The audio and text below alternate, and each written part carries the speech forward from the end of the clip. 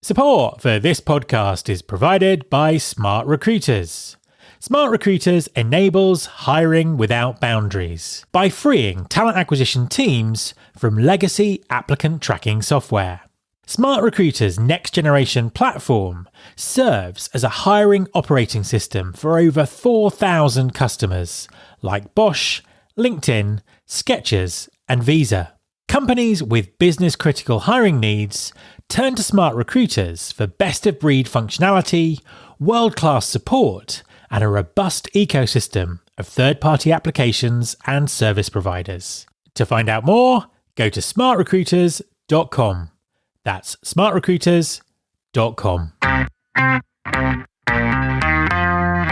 There's been more of scientific discovery, more of technical advancement and material progress in your lifetime and mine than in all the ages of history.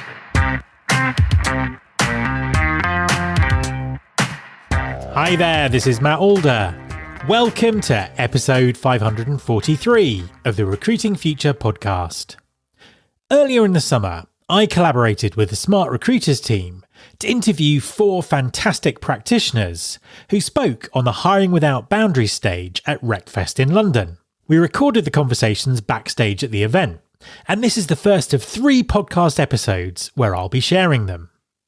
Hiring for frontline retail positions has always been a challenge, but since the pandemic, it's a challenge that has increased exponentially. So, how does an expanding retail group fill 30,000 roles a year at pace while ensuring a high-quality candidate experience that reflects the fact that their candidates literally are their customers? My first RecFest guest is Adam Reynolds, Head of Talent at Frasers Group. Frasers Group is a multi-brand international retail chain, and Adam and his team have used technology to transform their TA strategy to meet the needs of the business in a very tough talent market. Hi Adam, welcome to the podcast. Hi Matt, how are you? I'm good. So you've just come off stage, packed room. Yeah. I didn't have the benefit of seeing your presentation, so I want to ask you sort of lots of questions about what you were talking about. Before we do though, please just introduce yourself and tell everyone what you do. Yeah, hi. So I'm Adam Reynolds. I'm the Head of Talent for Frasers Group. We are a retail conglomerate that incorporates Sports Direct, House of Fraser, Jack Wills, Flannels, a whole bunch of other household names, as well as an emerging digital offering through I Saw It First, Misguided, Studio Retail, and yeah, we're growing by acquisition. My team, as a result of that, from a TA perspective, is also growing, not by acquisition, but more organically. Yeah, absolutely. How big is your TA team now? So we are just under 20 heads in my team, recruiting across the UK market, as well as the European mainland, as well as also some areas in APAC now as well, as that's beginning to expand.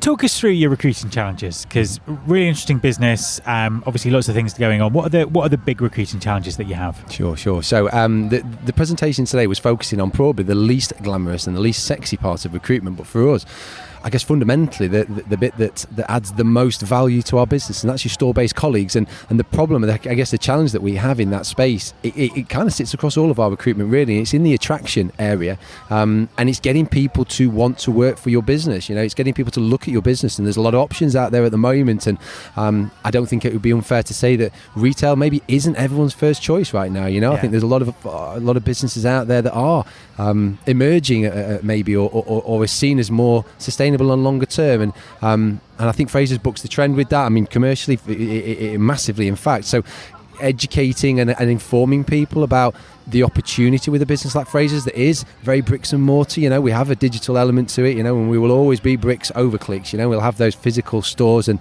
I guess that might make us look a little bit less attractive to some people. So for me, look, principally attraction is the most important I guess lever that we're going to need to pull in the near future. And give us an idea of the kind of the scale of the sort of numbers that you've got going through in that type of recruitment. Yeah, sure. So from a global headcount of around about 40,000, we hire roughly 30,000 heads per year, but a lot of those are, of course, seasonal colleagues, so it's not necessarily due to a huge amount of churn. It is due to the fact that we scale up and dial up the numbers at seasonal time, so summertime and Christmas time. We hire, principally about 90% of that 30,000 is in the retail space, and probably a couple of thousand, 2,500 in the head office space, and we have quite a large warehouse operation, but it's not something that my team looks after, but it is still obviously a big part of our headcount additions annually.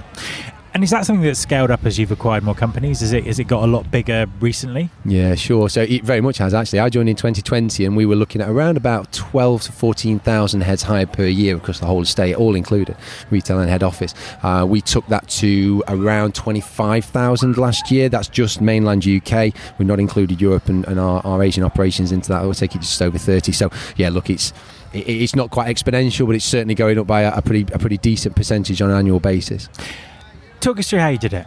Yeah, okay. So, blood and sweat, frankly, and also trial and error as well. We went in there with a theory and with some principles, and they were based on the numbers. You know, we lent into the science of recruitment, right? We knew our ratios, we knew what the numbers were saying. We knew, again, the presentation that I just gave them was very much looking at the COVID world and the post-COVID world and the landscape changes that had happened as a result of that.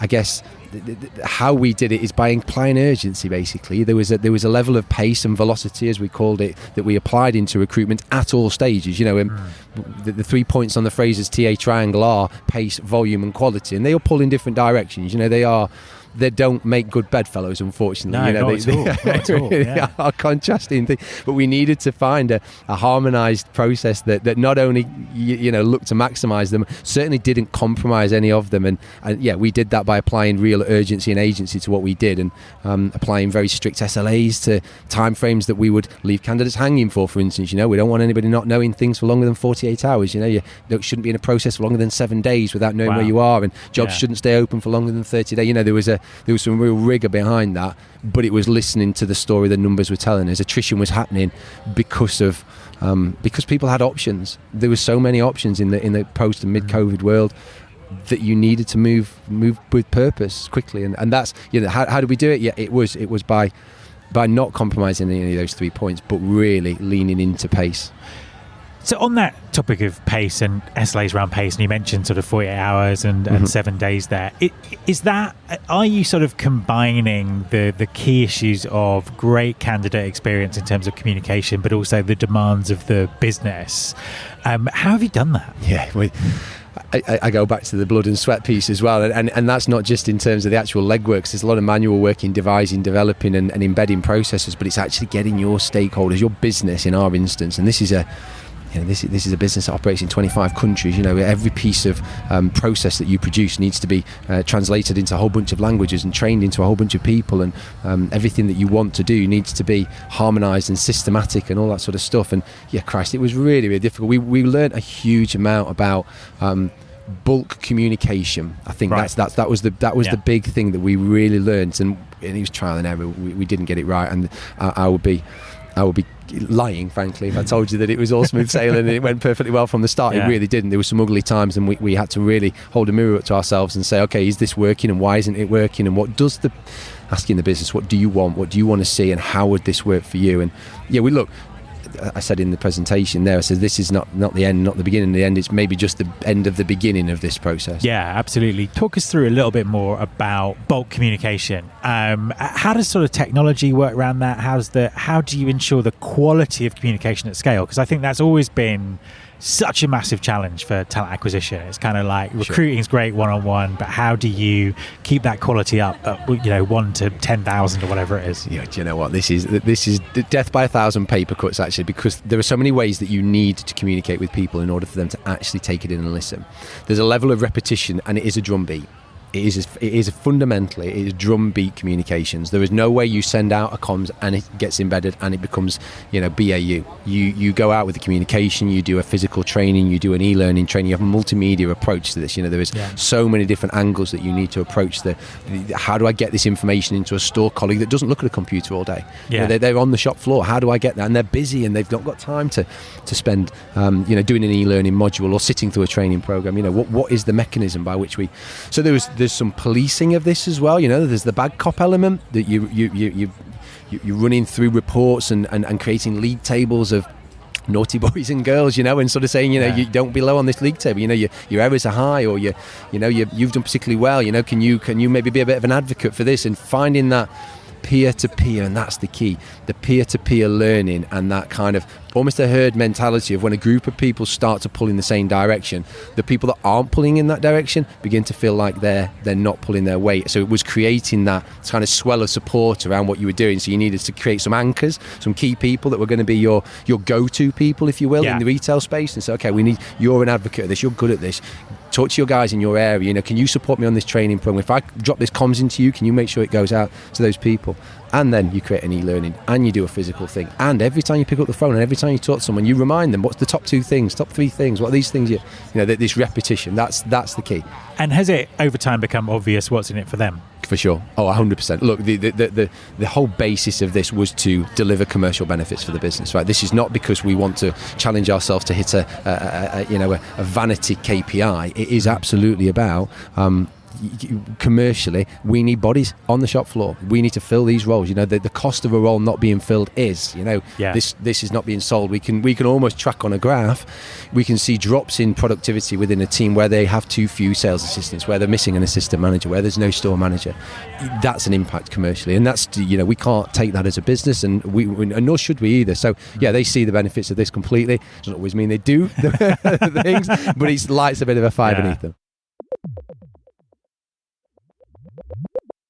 And from the candidate perspective, how much automation is there in the process and the communication, and how does that feel, and how do you sort of shape that accordingly? Yeah, it's a balancing act, isn't it? That there is a sweet spot that you've got to find between automation of communication and it becoming robotic and systematic, and people want to feel like they've been spoken to by a human and taken into consideration. So we always make sure that there's an automated element to the front end of that process. Where the funnel is wide, there's no way we can directly communicate on a one-to-one basis with, we got 1.3 million applications last year. We hired 30,000 of those people. There's a lot of people there that we had to reject at first stage. We conducted close to 90,000 interviews in total across the business. Most of those would have been virtual interviews. So there's a lot of interactions people have. So we make a mandate that when somebody has approached a certain point in the process and they've met a person, whether it's virtually or whether it's in person, there's a direct communication there. Prior to that, we automate that communication. We make it as personable and as value aligned and with the tone of voice and the tonality of Frasers Group built into it. But of course, we have to seek the efficiencies. What role does technology play in all of this? It's absolutely fundamental to it. It underpins everything that we do, right? If we didn't have that, the system that we've got does an amazing job of creating very elegant and attractive and nice communication flows for people. We can bespoke it, and we have bespoke it within an inch of its life, and that's fantastic because it allows us to, you obviously know the business and the amount of fascia and brands that we've got. So many different doors that we have, with brand names above them. They all have a slightly different tone of voice. So having the capacity to be able to, and a system that will recognise that and will send out a Sports Direct toned letter to somebody, or a Flannels toned letter to somebody, or a Frasers Group, if you will. This system allows us to do that. Without that, it's homogenous, and then it does become it becomes sanitized and it becomes robotic. Absolutely. And to get into that, and also going back to what you said right at the beginning in terms of the competition that you have in the market, the fact that not everyone will see retail as a natural career for them. How do you tell that story? How do you sort of convince people to apply in the first place? Wow, if you find the answer to that question, if you're whoever you interview, can you ask that same question please to everybody, and if you could just get back to me with some data on that one.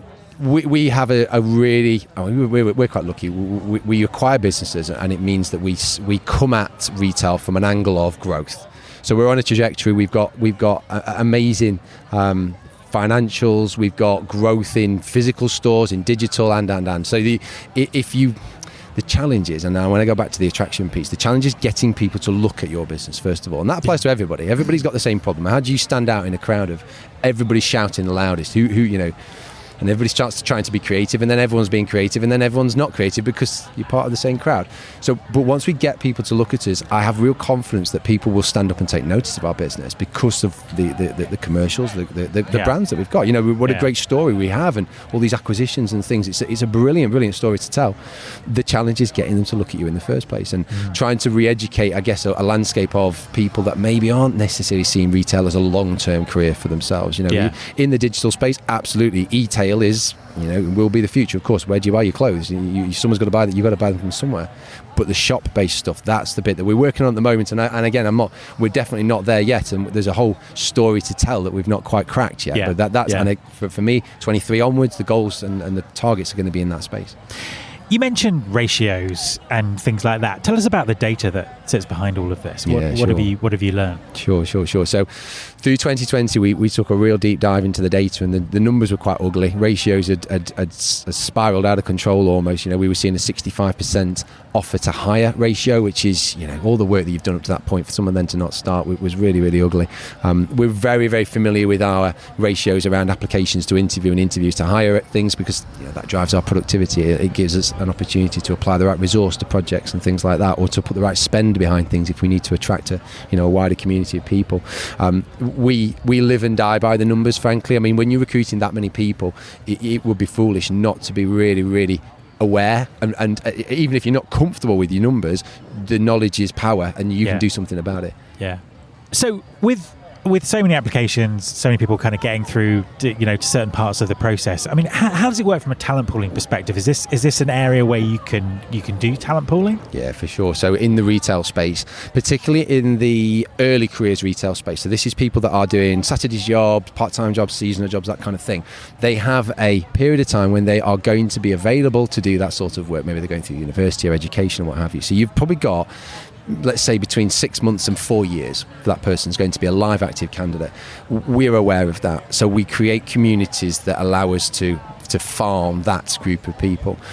So what we referred to in the presentation was the process. The velocity of the hiring process means that we create a lot of applications, but we move only a small amount of them through, because we're very purposeful about the people we move through. We make sure we target them with the automation that's in the system, and it allows us to target the right people to put through the process. But then as a result of that, it creates a whole huge group of silver medalist candidates that we can drop into communities and do something with. So that for me, the future of retail recruitment for us is to nurture and to create those communities, and to allow them to drive all future recruitment at colleague-based level and above as well. A lot of people stay in retail, so you become, whether it's institutionalized by the retail, you get bit by the bug and you tend to move up the ladder, and you like what you see in retail, so you do tend to move up the chain from a job level perspective. So if we can capture these people at a store colleague based level, we can follow their career, and even if they don't join us as a supervisor, they might join us as an assistant manager or a store manager or so on.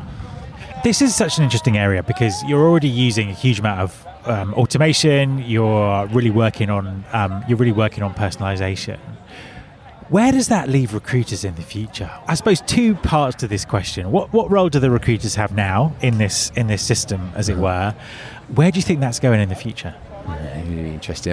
I watched a talk earlier about ChatGPT, and I had some really candid conversations actually last night and today around the use of this kind of tool. And it's only one part of this, isn't it? The automation and the AI and the community piece. We can't do recruitment without a human intervention. There's no way to do it. You can't do it. We need to assess, we need to vet, we need to deal with queries, we need to offer an FAQ to our stores, we need to have the ability to audit and edit and to review and assess ratios. We need to make a subjective, in many instances, call as to whether this role needs a sponsorship behind it, or does this role need to go to a LinkedIn or what have you. I'm a staunch believer that gut instinct that you can't get from an automated system, that ChatGPT won't do for you. It sits in your recruiter. That's in your recruiter. They make a judgment call, and we are we align our process so heavily to a values and culture model. There is no way a system can assess that. We can do a Boolean search, and a ChatGPT or an AI can tell you whether someone's got words on their CV that match, which is great. They are never in a million years going to be able to assess somebody's values, behaviours, and cultural match or addition to a business, and that's a person. And do you think that we'll get to a point where people can do that better, spend more time on it? What do you think the future will look like? I think we'll start to weaponize these automation tools and find more efficient, because ultimately they are efficiency drivers. They're not replacement tools. I think that you either work with them or you work against them. In Luddite type fashion, I suppose we will work with those tools, and we'll find ways that they will make our process better. They won't necessarily replace elements. Maybe they will replace things, but they will also add additions into a process. They'll allow us to write better adverts, for instance. There's a time-saving mechanism. My recruiters are better spent assessing people or assessing CVs, or we're speaking to stakeholders, or doing the value-added bits. If we can get a piece of automation that's going to do the bits that are administratively laborious and onerous, what a great thing that is going to be. And you were always going to need to have, we've always built efficiency into things, but you're always going to need to have a person turning the wheel. Adam, thank you very much for talking to me. No problem, really enjoyed that. My thanks to Adam. You can subscribe to this podcast in Apple Podcasts, on Spotify, or via your podcasting app of choice. Please also follow the show on Instagram. You can find us by searching for Recruiting Future. You can search all the past episodes at recruitingfuture.com. On that site, you can also subscribe to our monthly newsletter, Recruiting Future Feast, and get the inside track about everything that's coming up on the show. Thanks very much for listening. I'll be back next time, and I hope you'll join me.